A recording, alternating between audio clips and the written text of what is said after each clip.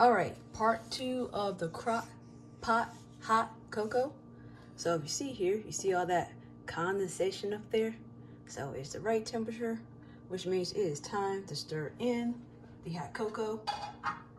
And if you haven't seen the first video, I have this Pocari hot Pocari cocoa I got when I was in Quito, Ecuador, back in April of this year. So a little goes a long way, as they say. Just do a little at a time. So I'm gonna put some up here, cover the top. Again, I don't really measure, I just, look at it, taste it, use that as my guide. And I'm gonna slowly incorporate this in. Just by stirring it. And I know it looks like it's not gonna dissolve, but it will.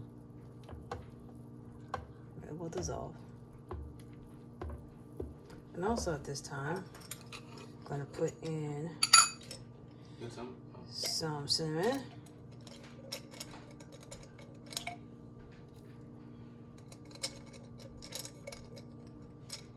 As you saw video earlier today, you know I'm low on ground cinnamon, but cinnamon sticks works nice as well.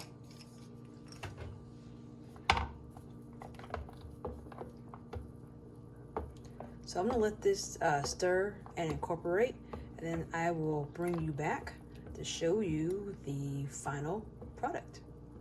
And I probably will also add in some more cocoa. As this dissolves, I'll add in some more until it gets to the right consistency that I want.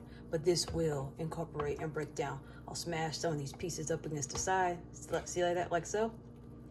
And then stir it back in. So yeah, I wanted to show that so no one thinks I did some movie magic. But yeah, any big pieces, just get it to the side and it'll break down and incorporate, because you can already see that it's incorporating in. So I'll keep doing this, and then I'll bring you back for the final reveal.